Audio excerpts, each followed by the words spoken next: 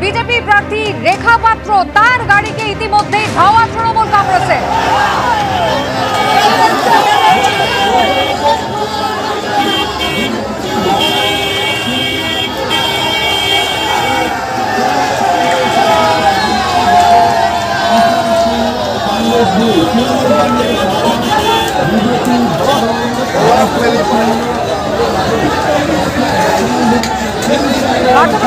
আমাদের প্রতিনিধি সরাসরি রয়েছেন আমাদের সঙ্গে। পার্থ, রেখা পাত্র তার গাড়িকে শাসক দলের কর্মী সমর্থকরা ধাওয়া করছেন কেন?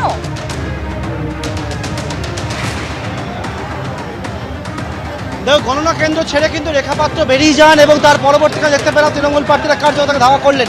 এই মুহূর্তে ছবিটা দেখাবো, এই মুহূর্তে একেবারে টিভি স্ক্রিনে তৃণমূল কংগ্রেসের কর্মী সমর্থকেরা তারা কিন্তু নজর রাখছেন এবং বসিরহাট লোকসভা কেন্দ্রের এই মুহূর্তে তৃণমূল প্রার্থী তিনি প্রায় 1,40,042 ওপর ভোটে এগিয়ে রয়েছে এবং এই মুহূর্তে ছবি দেখাবো।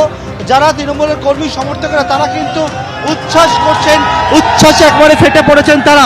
বসিরহাটের যে ফলাফল আসতে শুরু করেছে বিভিন্ন জায়গা থেকে, তৃণমূল কংগ্রেসের যে ফলাফল সেই ফলাফল যখন তৃণমূলের পক্ষে যাচ্ছে তখন কিন্তু উচ্ছ্বাসে ফেটে পড়েছেন তারা।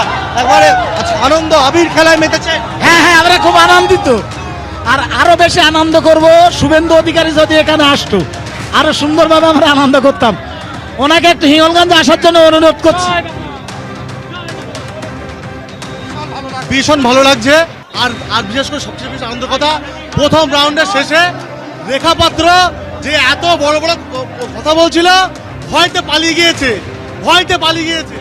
দেখতে পাচ্ছ যে একেবারে তৃণমূল কর্মী সমর্থক তারা। আজিজুল ইসলাম তিনি ইতিমধ্যেই ব্যাপক ভোটে এগিয়ে রয়েছেন, যদিও ইতিমধ্যেই বিজেপি প্রার্থীর গাড়ি ধাওয়া করছেন শাসক দলের কর্মী সমর্থকরা, এমনটা অভিযোগ। আর এবার আপনাদের বিষ্ণুপুর সরাসরি নিয়ে যাব। দ্বিতীয় রাউন্ড গণনা শেষ হলো আর তৃণমূল কংগ্রেসের মধ্যে একেবারে সংঘর্ষের ছবি, চেয়ার ভাঙাভাঙি হলো। ঠিক গণনা কেন্দ্রের বাইরের ছবি দেখছেন।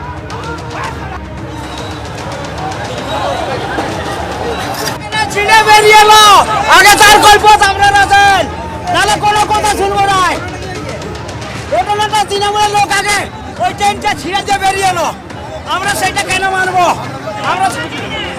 আমরা তো মাছ ধরেছে।